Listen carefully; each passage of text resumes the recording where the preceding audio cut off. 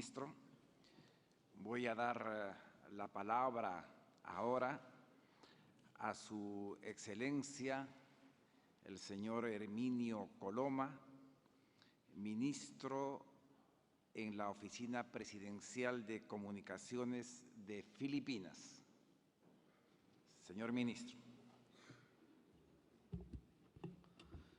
Mr. President of the General Conference, Madam Director General, distinguished delegates, this year, the international community renews its commitment to work in solidarity to achieve a collective objective, the attainment of the Sustainable Development Goals that build on the Millennium Development Goals.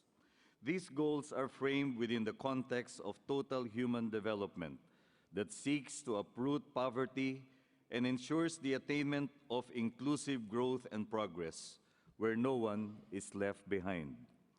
The Philippine government has invested in human capital by purposefully allocating the single biggest portion of its national budget to education and integrated social protection programs in health, nutrition, and livelihood. Significant strides in universal primary education have been the key in terms of bringing back to school marginalized children through formal schooling and alternative learning. The Philippines commits itself to the guiding principles of the Incheon Declaration adopted in the World Education Forum, upon which is based Sustainable Development Goal number 4, ensure inclusive and equitable quality education and promote lifelong learning opportunities for all. The country's flagship education reform program, K-12, builds the foundation for lifelong learning. This program provides the basic tools for critical thinking and innovation and creates multiple pathways through 4 learning tracks: academic, technical vocational, arts and design, and sports. Our country hosted the Education Category 2 Center's biennial meeting on 25–27 May 2015 through the Southeast Asia Center of Lifelong Learning for Sustainable Development. Best practices and plans for further collaboration to support Education 2030 were discussed. Through closer coordination, the executive and judicial branches of our government are exerting maximum efforts to expedite the arrest and conviction of those involved in political violence. Monitoring mechanisms have also been put in place to support the UN Plan of Action on the safety of journalists and the issue of impunity. This is in consonance with the Philippines' own policy on freedom of speech. We respect, protect, and ensure the rights of journalists to practice their profession unhampered by prior restraint and given full protection by applicable laws. While the onslaught of climate change continues to challenge the global community, we celebrate the fact that in many parts of the world, there has also been a significant increase in protected terrestrial and maritime areas. 2 consecutive natural disasters tested the resiliency of our people: Typhoon Haiyan and a massive 7.2 magnitude earthquake that struck central Philippines in late 2013.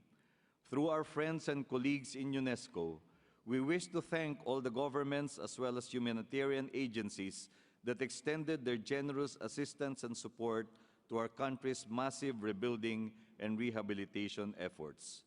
In February 2015, the Philippines and France adopted the Manila Call to Action on Climate Change to rally the international community toward active engagement and participation in the 21st Conference of the Parties to the United Nations Framework Convention on Climate Change, COP21, which will take place here in Paris next month.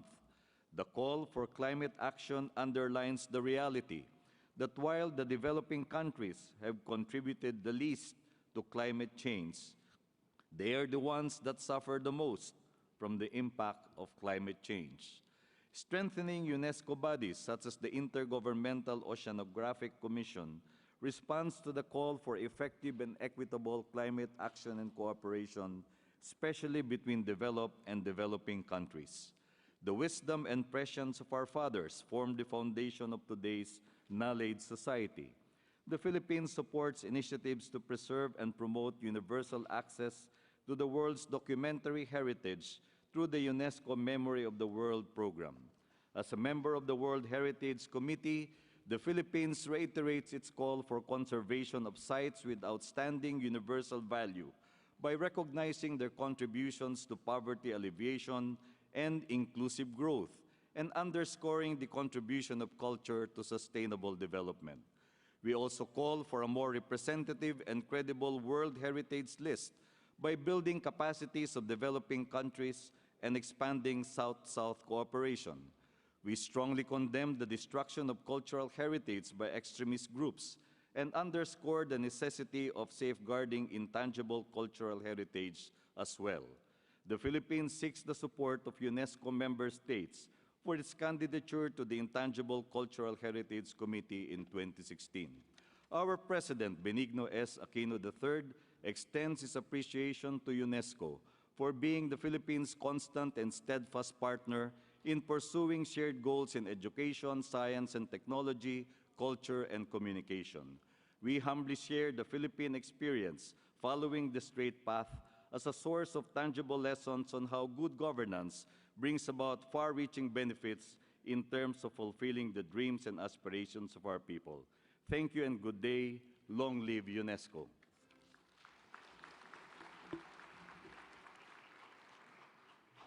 Muchas gracias, Excelencia.